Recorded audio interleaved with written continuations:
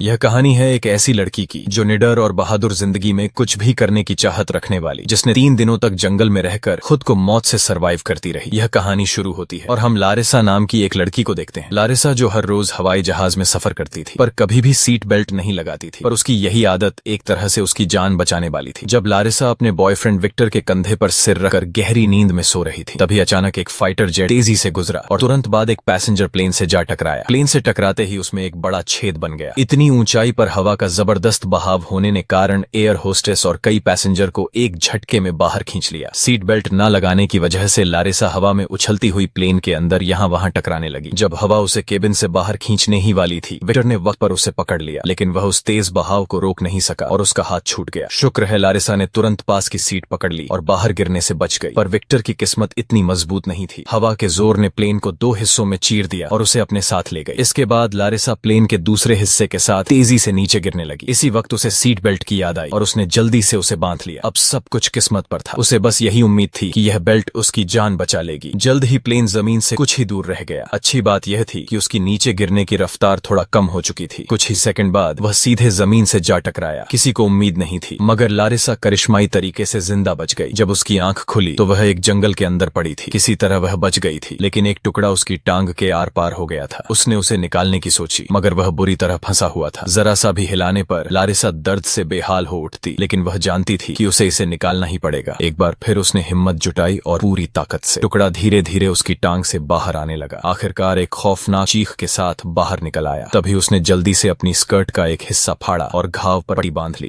वह मुश्किल से खड़ी हुई और विक्टर का नाम जोर जोर से पुकारने लगी। उसने देखा कि पिछली सीट पर एक और पैसेंजर की लाश पड़ी थी। वह खुशी में उसके पास भागी, पर अगले ही पल उस बुरी तरह से मरा हुए आदमी को देखकर घबरा गई। वह बेबस होकर जमीन पर बैठ गई और धीरे धीरे बेहोशी में चली गई। काफी देर बाद एक मच्छर के काटने से उसकी आंख खुली। फिर उसे एक हेलीकॉप्टर की तेज आवाज सुनाई दी। वह सरकार की तरफ से आई बचाव टीम थी। लारिसा ने जल्दी से पास पड़े मरे हुए आदमी के गले का कपड़ा उतारा और उस आवाज की तरफ तेजी से भागी। हेलीकॉप्टर देखकर उसने तुरंत अपने हाथ में कपड़ा हिलाना शुरू किया और जोर जोर से चिल्लाई, पर हेलीकॉप्टर उसके ऊपर से निकल गया। लेकिन तभी उसमें बैठे एक पायलट की नजर पड़ गई, मगर पास बैठ अफसर का मानना था कि 5000 मीटर की ऊंचाई से गिरने के बाद किसी का जिंदा बचना नामुमकिन है। उसने कहा कि वह शायद पास के कैंप का रसोइया होगा जो हेलीकॉप्टर देखकर हाथ हिला रहा है। लारिसा अपनी आंखों के सामने जीने का इकलौता मौका दूर जाते हुए देखती रही, पर वह कुछ नहीं कर सकी। इसी बीच दूसरी तरफ जमीन पर काम कर रहे लोग भी बड़े पैमाने पर तलाश कर रहे थे, पर हर जगह उन्हें बस लाशें ही मिल रही थीं। कोई भी जिंदा नहीं मिला। तभी वही हेलीकॉप्टर उस अफसर को छोड़ने के बाद वापस आकर फिर से ढूंढने का फैसला करता है। पायलट को लगा कि वह आदमी हाथ नहीं हिला रहा था बल्कि मदद मांग रहा था, लेकिन जब तक थोड़ी सी भी उम्मीद है तब तक हार नहीं माननी चाहिए। उधर लारिसा की मां रायसा को जैसे ही हादसे की खबर मिली, वह रोती बिलखती तुरंत हवाई अड्डे पहुंच गई। लेकिन वहां पहुंचकर उन्हें बड़ा अजीब लगा। कर्मचारियों ने कहा कि यह एक सड़क दुर्घटना थी, जबकि रायसा अच्छी तरह जानती थी कि उनकी बेटी तो प्लेन में सफर कर रही थी। उन्हें लगा कि यहाँ कुछ न कुछ तो गड़बड़ है। आखिर कर्मचारी उनकी आंखों में देखकर झूठ क्यों बोल रहे थे? क्या हादसे के पीछे कोई ऐसा राज है जिसे वह दुनिया से छुपाना चाहते हैं? इधर जंगल में लारिसा ने अभी भी हिम्मत नहीं हारी थी। उसका दिल बार बार कह रहा था कि उसे प्लेन वो दूसरा हिस्सा ढूंढना चाहिए ताकि उसे पता चले कि विक्टर जिंदा है या नहीं। धीरे धीरे वह उसी दिशा में बढ़ने लगी जिस तरफ प्लेन क्रैश हुआ था। लारिसा धीरे धीरे आगे की तरफ बढ़ ही रही थी कि तभी अचानक उसके लिए एक टाइगर नजर आया। उसे देखकर ऐसा लग रहा था कि वह लारिसा के खून का पीछा करते हुए यहाँ तक आया है। तभी लारिसा टाइगर को देखते ही धीरे धीरे पीछे हटने लगी, लेकिन तभी गलती से उसका पैर एक सूखी टहनी पर पड़ते ही जोर से आवाज हुई। बस यही आवाज टाइगर को उसकी तरफ खींच लाने के लिए काफी थी। डर के मारे लारिसा की सांसें थम सी गईं। उसे लगा कि बस कुछ ही सेकंड में वह टाइगर का शिकार बन जाएगी। लेकिन से फिर वही हेलीकॉप्टर लौट आया। हेलीकॉप्टर की आवाज से टाइगर डर कर वहां से भाग गया। एक बार फिर लारिसा मौत के मुंह से बच गई, पर उसकी बदकिस्मती यह थी कि हेलीकॉप्टर उसे देखे बिना ही आगे बढ़ गया। वह समझ ही नहीं पा रही थी कि आखिरकार उसके साथ यह क्या हो रहा है। हर बार उम्मीद सामने आती है और हर बार उससे दूर चली जाती है। वह अभी अभी हुए इस डरावने पल से पूरी तरह उबर भी नहीं पाई थी कि उसके घायल पैर में फिर से भयंकर दर्द उठने लगा। उसने अपनी जेब टटोली और सिगरेट का पैकेट निकाला। उसे लगा कि शायद एक कश लेकर अपने होश हवास को थोड़ा संभाल लेगी, लेकिन प्लेन क्रैश में पैकेट पूरी तरह से भीग चुका था। यह देख कर वह गुस्से से भर गई और कहती जैसे आजकल तो सिगरेट पीना भी किसी अमीर आदमी जैसा शौक बन गया है। वह समझ नहीं पा रही थी कि अब आगे क्या करें, लेकिन तभी लारिसा को याद आता कि प्लेन ईस्ट की तरफ उड़ रहा था और हादसे के वक्त विक्टर आगे वाले हिस्से में था। अगर उसे विक्टर को खोजना है तो दिशा जानना सबसे जरूरी है। उसने आसपास नजर दौड़ाई और पास पड़े एक छोटे से टेढ़ी बेयर को देखा जो शायद किसी बच्चे का था। उसे उठाते ही उसमें से एक पतली चांदी जैसी सुई गिर पड़ी। वह मुस्कुराई मुस्कुराई, जैसे प्रकृति खुद उसे संकेत दे रही हो। उसने नदी के पास जाकर पत्तों पर वह सुई रखी और धीरे धीरे पानी की हलचल से दिशा पहचान ली। अब उसे पता था कि उसे किस ओर जाना है। उसने नदी से थोड़ा साफ पानी भरा ताकि प्यास लगने पर काम आए, और चलने में आसानी के लिए उसने पास मरे हुए आदमी के कपड़े उतार कर पहन लिए, क्योंकि लारिसा के कपड़े फट चुके थे और जंगल में चलना मुश्किल हो रहा था। यहाँ तक कि उसने अपनी ऊंची एड़ी वाली सैंडल को भी चाकू से काटकर चप्पल जैसा बना लिया, क्योंकि ऐसे इलाके में हील पहनकर चलना अपने आप को नुकसान पहुंचाना था। उसके पैर लहूलुहान थे, पर वह रुकना नहीं चाहती थी। लंगड़ाती हुई उम्मीद के सहारे आगे बढ़ती जा रही थी, लेकिन जंगल में चिड़ियों की चहकती आवाजें और हवा से सरसराती पेड़ की शाखाएं उसे हर पल डरा रही थीं और उसे याद दिला रही थी कि यहाँ जरा सी भी चूक उसकी जान ले सकती है। थोड़ा और आगे बढ़ने पर उसे एक जगह कई टूटे हुए पेड़ दिखाई दिए, जैसे कोई भारी चीज उनके ऊपर गिरी हो। यह देखकर उसका दिल थोड़ा हल्का हुआ। उसे लगा कि शायद वह प्लेन के बाकी हिस्से की तरफ ही जा रही है। लारिसा ने अभी राहत की सांस ली ही थी कि अचानक उसका पैर फिसला और एक गहरे गड्ढे में जा गिरी। लारिसा को लगा कि शायद सामान्य गड्ढा है, लेकिन जैसी उसने निकलने की कोशिश की, वह और गड्ढे के अंदर जाने लगी। लारिसा को अब समझ आ चुका था कि वह एक दलदल के अंदर फंस चुकी है। लारिसा की नाकाम कोशिशों की वजह से कीचड़ उसकी कमर तक पहुंच चुका था। अब लारिसा को लग रहा था कि उसकी जीवन रेखा यहीं पर समाप्त होने वाली है, लेकिन तभी एक उम्मीद की किरण जगी। उसकी नजर सामने एक पेड़ के छोटे से पौधे पर गई। उसने फौरन हाथ बढ़ाकर उस पौधे को पकड़ लिया, लेकिन लारिसा के ताकत लगाते ही उस पौधे की जड़ उखड़ने लगी। अब लारिसा को उम्मीद की किरण बुझती नजर आने लगी। इसी बीच लारिसा ने खुद को एक जोरदार खींच के साथ कीचड़ से बाहर निकाल लिया। वहां से उठकर किसी तरह लंगड़ाती हुई एक पहाड़ी पर चढ़ ही रही थी कि अचानक जमीन उसके पैरों के नीचे से फिसल गई। मिट्टी इतनी ज्यादा चिकनी थी कि उसका संतुलन बिगड़ गया और लुढ़कते समय उसे कई पत्थरों की चोटें लगी, पर गनीमत रही कि उसे कोई ज्यादा बड़ी चोट नहीं लगी। लेकिन लारिसा इतनी जल्दी हार मानने वालों में से नहीं थी। वह दोबारा से उसी रास्ते पर चढ़ना शुरू कर देती है, लेकिन पैर में गहरा जख्म होने के कारण हर कदम उसके लिए किसी सजा से काम नहीं था। लारिसा गिरते पड़ते ऊपर पहुंची ही थी कि तभी उसकी सांसें अटक गईं, क्योंकि वही टाइगर उसके सामने खड़ा था जिससे वह एक बार जान बचाकर भागी थी। यह देखकर लारिसा का दिमाग सुन्न पड़ गया। उसे समझ नहीं आया कि किस्मत उस पर इतना नाराज क्यों है। उसने सोचा कि शायद वह धीरे धीरे बिना आवाज किए टाइगर के पास से निकल जाए, लेकिन टाइगर ने उसकी हल्की सी भी हरकत पकड़ ली और तभी लारिसा अपनी पूरी ताकत लगाकर भागी। वह लगभग टाइगर के पंजों की पहुंच में आने ही वाली थी, तभी अचानक उसका पैर फिसला और वह सीधे एक गहरे गड्ढे में जा गिरी। गड्ढे इतना गहरा था कि गिरते ही वह बेहोश हो गई। काफी देर बाद उसकी आंखें खुली। उसका पूरा शरीर दर्द से भरा पड़ा था। उसने ऊपर चारों तरफ झांक कर देख, लेकिन उसके लिए टाइगर कहीं नजर नहीं आ रहा था। लेकिन अभी उसने राहत की सांस ले ही थी कि अचानक झाड़ियों में कुछ हलचल हुई। उसका दिल फिर से जोर से धड़कने लगा और ठीक उसी पल टाइगर की परछाई दोबारा सामने ही। वह तुरंत एक बड़े पत्थर के पीछे दुबक गई। अच्छी बात यह हुई कि टाइगर की नजर गड्ढे के अंदर नहीं पड़ी। अगर वह एक सेकंड भी हिली होती तो शायद कहानी यहीं खत्म हो जाती।